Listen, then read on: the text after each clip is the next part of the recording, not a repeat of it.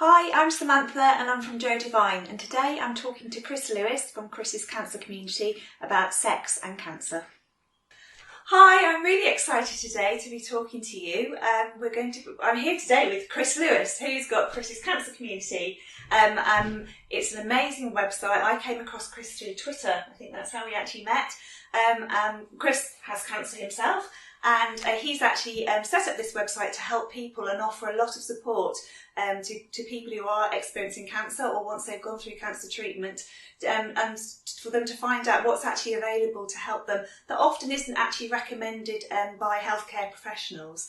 So I'm just really excited. We're going to be talking about sex and cancer, and this is fun. Sex is fun, it's noisy, it's messy, it's embarrassing, but ultimately it should be fun and it should be pleasurable.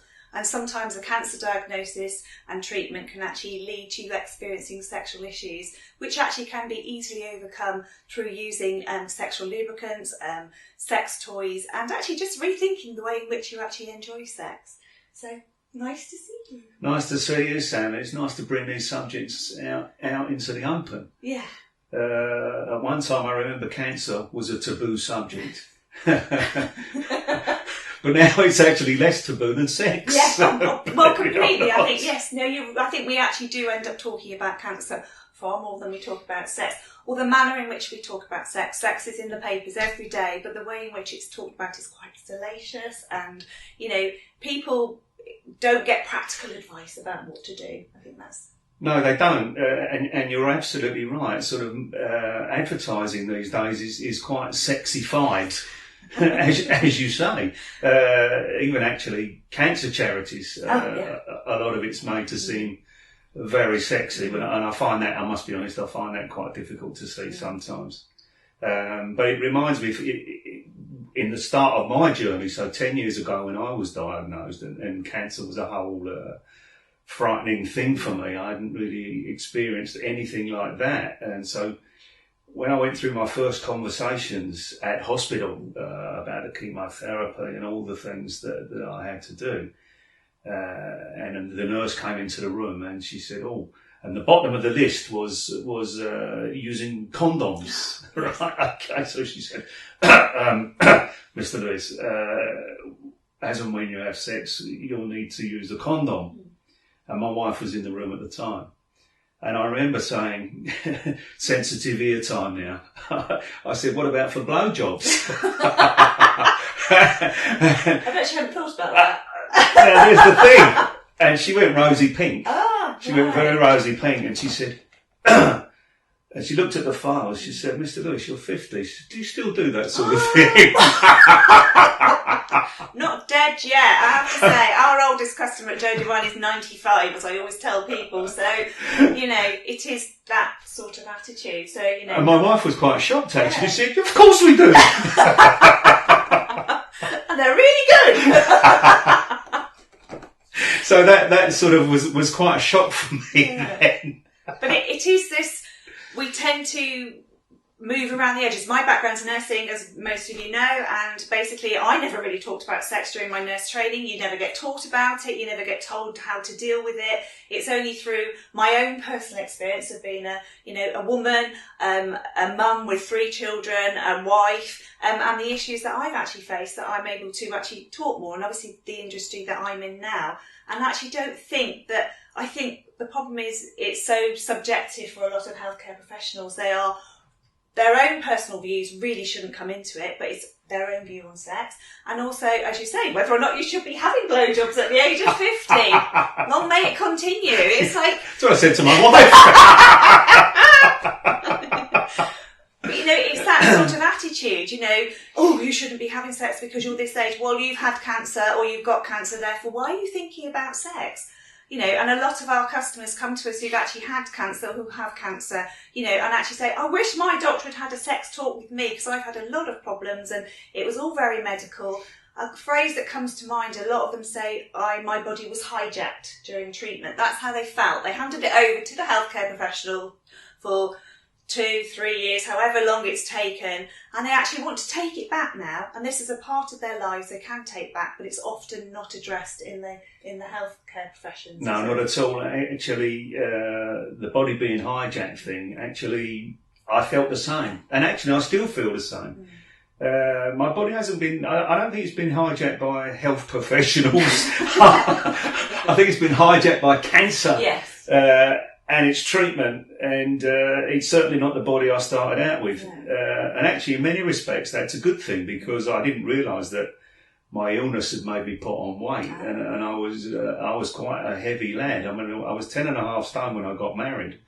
But when they established that I had cancer, I'd gone up to 15 stone. Right. So, which created problems on its own, because I like to wear fashionable clothes, and at 15 stone, it was becoming very difficult. Yeah. Oh, sorry, Mr. Lewis, we don't make that in waist size 38. Well, Paul had the same, my husband as well. We both lost weight, and certain shops he couldn't shop in. So. No, exactly. So the body image thing, yeah. Actually, Sam, is very important, and it's a very important part of the whole sex issue. Yes. Because I found personally, if I didn't feel attractive, it was quite difficult to get down to the nuts and bolts of sex. Yeah. And I sort of hid away. When I was having my treatment, I had 3 different sets of clothes in my wardrobe, different sizes, because I'd put on weight with steroids, and then I'd lose that weight, and I'd be like skin and bone. And none of that version was attractive. Yeah. I mean, there were times when I looked in the mirror, and actually I didn't even recognise myself. I'd gone yellow, and my eyes were all dull, and I didn't fancy myself. Normally I do. but I thought to myself, hey, if I don't fancy myself, what's poor Mrs. L going to think? And then I started playing mind games, and actually that was when the problem started, I think. I didn't want to talk about it, and I talk about most subjects. And me and Mrs. L, we avoided that subject for quite some period of time. I think this comes down to the whole thing of communication for sex in general, whether you have cancer, whatever illness, disease, disability, but just generally, we don't talk about sex, we don't communicate to our partners, and that's when problems occur. And it's hard for people. It's to do with upbringing, it's to do with cultural differences, religion, the way in which we view sex, was it seen as dirty, is it taboo, as we've talked about that. And I think the whole communication, and I think also, people who've got cancer not talking to their partners, but also the healthcare professionals not talking to you either, not wanting to raise the subject because they're really worried they're going to upset you. But actually your patient's sitting there thinking, I really wish you would talk about my erectile dysfunction, but I actually haven't told him because I'm embarrassed. And I think healthcare professionals really need to get over their embarrassment, because imagine how your patient's feeling, but the whole communication thing is really important. And I think I've discovered with talking to people and sort of looking at research, often people discover a deeper intimacy after they've had cancer that wasn't there in the beginning. So basically, sex was a bit perfunctory, going through the motions, and I'll touch here and I'll touch there for 4 minutes and I'll touch that for 2 minutes. And actually, when you have to sit down because you can't have sex in the way that you did before, you end up discovering new things to do, more foreplay, mutual masturbation, discovering sex toys, oral sex, bondage, and just talking, telling each other your fantasies, even if you're never going to play them out because they're fantasies. And I think it actually creates that deeper intimacy, which a lot of people actually find more pleasurable, and they actually become closer. But you've got to take that first step to actually tell your partner and trust them as well. Yeah, for me that was a very, very difficult first step. I had an incurable diagnosis, and at the time I wasn't given long to live. So sex sort of went way down the rankings. And as my treatment went on and it became more complex and it got harsher and harsher and harsher, sex didn't even occur. So I still don't know what my wife was going through at that time mentally regarding the physical angle, because that had gone on, my treatment went on for 6 months, 7 months. And actually, she was coming to see me when I was in isolation, and it was a very, very, very difficult time. And also, your partner, the relationship changed from being your lover to being your carer, and this is something that you come across all the time, whatever your condition, not just cancer. And I think that just changes relationships and the way you feel and the way you view people. And also, I know that, partners are really scared of worrying about hurting you. They don't know how you're feeling. Women, when they've had breast cancer treatment, they've mastectomy scars, or people who've had gynae treatments, or any wounds or scars, or you're aching or you're hurting, and it's actually, they're worried. And then, the person often with cancer thinks they don't fancy me anymore, or they don't like me anymore, or they don't desire me. And it's absolutely nothing to do with it. It's that your partner's really scared of hurting you, I think. Or I agree with you, and that thing is very much mental, probably more than it is physical. Yeah. And actually, I was thinking on the way down on the train, Sam, that since my initial consultation regarding contraception, the one we just discussed earlier, I've had no conversation with any health professional. And I've been I'm 10 years into treatment, and I go to the hospital every month. I've had no conversation regarding it. To be fair, I didn't bring it up, to be fair. But it wasn't actually part of the process, naturally. And that's something that we do need to talk about as well. So one of the things I want to talk about is, why do healthcare professionals find it so hard talking about sex? Now, Sam, you hit the nail right on the head. And actually, I can't speak for healthcare professionals. But what I know about cancer is that it's one of the biggest issues of cancer is that it's unique, right, in the fact that it affects everybody uniquely. So we can't write a book about this is how you deal with cancer, because everyone is totally different. And not only does it affect them totally differently, it affects all the people around them, what we call the ripple effect, right? So your partner, in my own instance, I was looking forward to early retirement. I'd made a few bob. I was looking forward to disappearing into the sunset and going sitting under the old palm tree, which I used that quite frequently. And that's what we were looking forward to doing, right? And as the important point you mentioned, so I was in full health, flying all over the world, doing loads of fancy things, and it was fun. Yeah. Our life was fun. We'd eat out when we wanted, do anything we wanted to do. And then suddenly it felt like, the hijacking thing's right, but I felt like I'd personally been put into chains because I couldn't do anything. Yeah. I was so restricted. Yeah. I'd become, instead of driving the car, driving the fast car, I'd become a passenger in a slow car, right? And I had to ask permission to do anything. Most of the stuff I couldn't do. So I needed my wife, I needed nurses, I needed doctors. I was being stuffed full of pills and injections and blood, and there was so much going on. So, as you rightly said, my wife went from being my lover, still my lover, but she's become my carer, inverted commas. And that I think was a difficult hurdle for us to get over. And it took time, if I'm honest. It took a lot of working out how our lives had just dramatically changed with that one diagnosis, you've got cancer. Yeah. Bloody hell. Yeah. When they talk about that being life-changing, my word, they're not exaggerating. It is life-changing. So why didn't the health professionals bring it up? I don't know. And they still don't bring it up with me. Same as they don't bring up work. Yeah. What do I do for a living? Yeah. They never ask me, really. Maybe because I've not brought it up. But as a former nurse, I don't believe it is the patient's, the patient shouldn't have to bring up the concern. I do feel it should be part of the healthcare professional's remit to actually raise these things. Almost like, you just had a tick box, she asked you about condoms and it was at the bottom of the list. Yeah, but she did ask you about condoms. She did ask, yeah. That's the only time you've ever discussed yes. anything to do with sex. Yes. And actually, I've been in situations where I've had, sort of sexual problems. One thing, I'm talking personally, I had a history of thrush and cystitis and bacterial vaginosis, and discovered actually it was to do with lubricants, sexual lubricants, which contain glycerin, which cause thrush and cystitis.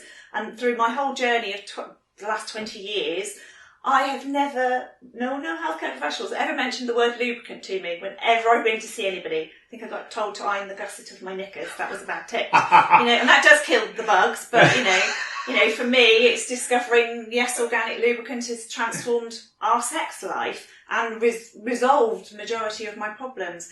And it's actually, the problem is it's an attitude. It's the fact that they're worried about, I think the problem is they're worried about offending you. And it's like, get over yourself. They're also embarrassed. They can't be expected to have knowledge about all aspects of sex, but they should know about sexual function. And I think it's a big part of medical school training and nursing training.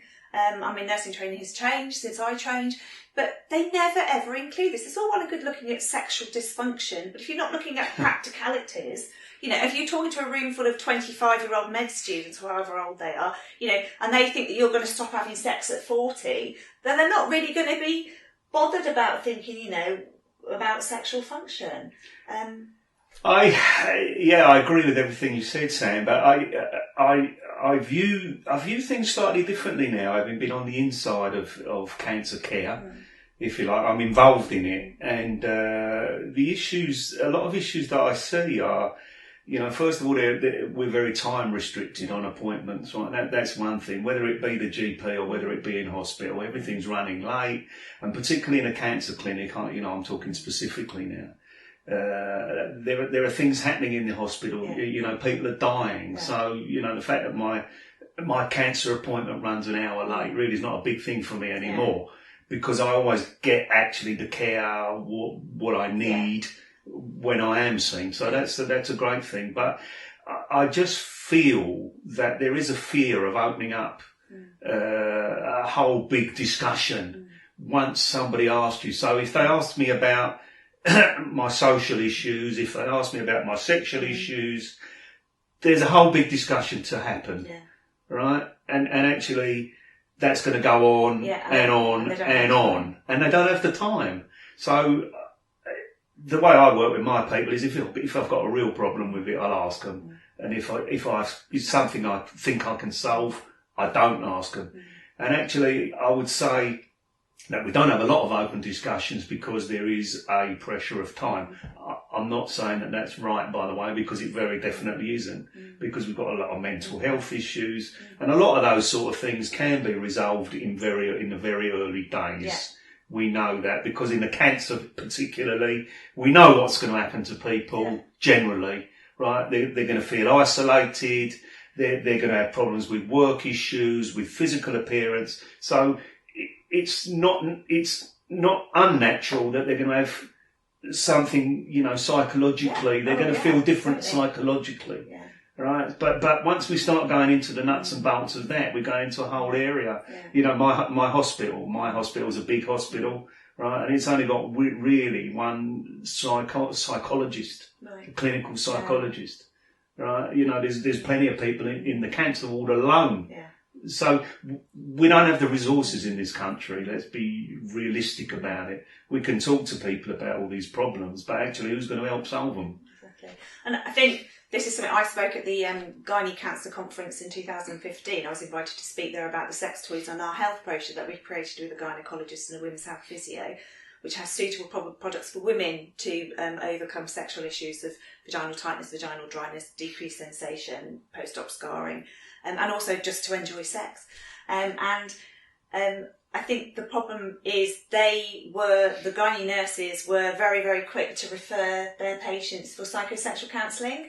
But in the NHS, those psychosexual counsellors are few and far between. And if you've got money to pay, that's fine. And you can pay quite a lot of money to see a counsellor. Sure. But if you are having to wait 6 months to see a counsellor, for maybe it's an issue with, you're struggling to orgasm after you've had your cancer treatment, your chemo or your radiotherapy, you actually don't need to see a counsellor for that. It's maybe sort of employing the use of sex toys or just different techniques or, and actually that's the reason why I was asked to talk, because it's these practical things that you can actually recommend to your patient while they're waiting for their counselling, or maybe by the time they get their appointment, they don't need it. And I think that's quite an important thing to... I quite agree with you, Sam. Now in the work that I do, I'm not a counsellor, not at all, and I don't offer medical advice. But actually, in a lot of cases, I've found that you don't need No. you don't need a counsellor. You've not gone psychologically crazy, right?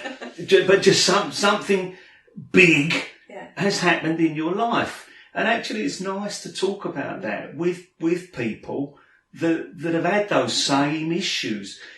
Look, they're not going to bring the same result. No. For sure, but that might help you by listening to their experiences. It might help you work through some of your own issues.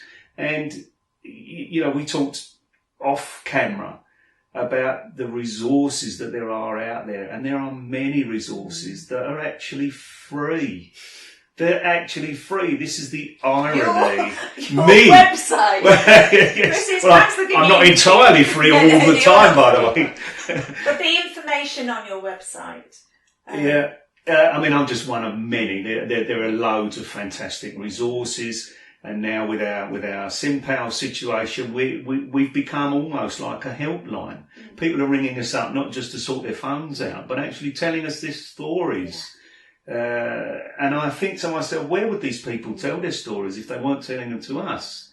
So it's a frustration, Sam, isn't it? Because we know that there is a lot of good information out there. There are a lot of good services out there, many of which are free, but just do not get the publicity, the signposting that they deserve. And that's a crime, because we watch the news, don't we? And we see it now every day. It's so common. The NHS have got no money. They've got no this. They've got no that. And sure, things could improve in the NHS, but there are a lot of good things outside of the NHS, outside of large charity, who don't look up, who don't collaborate. And that's what we're talking about, really, isn't it? Is the work that we do amongst others, and there are so many of us now trying to buck the trend of what's going on in cancer care, because actually cancer care is very blinkered. I was truly shocked when I found out what some of the things that go on in large cancer organisations. Truly shocked. And that's why I'm here now with you, and that's why we're trying to collaborate, isn't it? We're trying to work together with a lot of like people like us that see what the issues are. And it's the same for us with Joe Divine. I've written over 350 sexual health and pleasure articles, quite a lot about cancer, and just pinpointing practical things that you can actually do. We do have a lot of healthcare professionals across the UK who do point their patients at our website. They do give out our health brochure. But there's so many more who don't, and they're actually not recommending stuff or recommending inappropriate stuff. And even the content on, cancer charities advice, it's very generic. Obviously it has to be generic, but then it would be nice if they actually pinpointed you to somewhere where you can actually get more specific advice, and actually some of the advice is incorrect as well, and actually could be harmful to somebody who's actually got a cancer diagnosis, and it should be products or things that they shouldn't be using that might actually be detrimental to their health as well. So I agree with you, Sam. I think the key to a lot of this now is actually much more open talking between patients. And, thank goodness for the internet. And we all love a good tweet. I must be honest with you, without Twitter, again, we talked off camera about that. Without Twitter and the likes of social media, we've got a lot of patient groups on there, a lot of very active patient groups. And I don't know what would be happening if those groups didn't exist. I'm trying to remember back to the days before internet. Yeah, exactly. It'd be quite hard, I think. It would. And what I'm enjoying today is, we're talking about cancer and we're talking about sex, but the fact we're in a male and a female talking about it, this is something that happens only too rarely, really rarely. So we're talking about sex and cancer, but sex is fun. Cancer isn't. And that impacts upon your sex life. So at Joe Divine, we've actually got 350 sexual health articles on our website. Sex after prostate cancer, sex after gynae cancers, just sex, just ways in which to enjoy sex, whoever you are. And we actually created a health brochure with a consultant gynaecologist and a women's health physio at our local hospital, Tunbridge Wells. They invited us in because they were seeing a lot of women, not just women who had cancer, who were having problems with problems with vaginal tightness, vaginal dryness, decreased sensation, post-operative scarring, and also symptoms of the menopause, because obviously a lot of cancer treatments actually can push you into a medical or surgical menopause too. And they're all different ages as well. So basically we came up with a few products that actually we thought would be suitable to help treat these symptoms and make sex fun again. Because our consultant we work with, he actually says, I treat women so they can enjoy sex again, and that's fabulous. It's an amazing view. We don't hear it enough in the healthcare professions, and I think we should be hearing it more. So, from employing a simple little bullet vibrator during sex that you can actually use between you if you're struggling to orgasm, that's just a fun thing to do. If you've actually got vaginal tightness, we've got little slim vibrators here, and different vibrators here. None of them are phallic, none of them are threatening. Doesn't look salacious. They're all a bit of fun. They're all made from skin-safe silicone because we never sell anything that's jelly, latex or rubber. Jelly and rubber, they actually absorb bacteria and they also leach out chemicals. You don't want to be putting those inside you. If you do use products like that, pop a condom on it. We also recommend organic lubricants. Again, this is a big thing, and lubricant can transform your sex life. Certainly after cancer treatments, you get vaginal dryness. And it can make sex feel uncomfortable or painful. Using organic means that it's completely plant-based. There's no glycerin in it, which actually causes thrush, so you should be avoiding any lubricants that have glycerin in them. And so ask your GP, if they are prescribing you a lubricant, can you tell me what the ingredients are? And if it's got glycerin, ask to be prescribed something else, because they do actually have, water-based on prescription. They have other lubricants they can offer you. And the oil-based is lovely as well, because that stays around and that nourishes the tissues of the vagina. And it's all a matter of having fun, playing around with sex toys. We've got a lovely product here. It looks a bit strange, but it's the Pulse by Hot Octopus. And that's actually for men who you can use it with an erection or when you are flaccid. So men who are struggling maybe after they've had prostate cancer, they can actually use this product to stimulate the nerves. And we have penis pumps as well that men can actually exercise their penises to actually get the blood flow and get functioning going. But it's thinking outside the box, having a bit of fun. I think that's the most important. Actually, it's quite interesting. I was looking at that. It looks like some knee pad that the carpet fitter might wear. I was wondering what it was. I knew what all the rest of it was. But actually, some of the points you've made are great and very interesting. But as you know, I help facilitate a prostate cancer support group. And one of the most common issues, as you're aware, is erectile dysfunction after a prostate surgery generally. And the boys, they all tell me, and they're all various age groups, as you know, and most of them are pretty active, even into their 70s, so there's hope for me, right?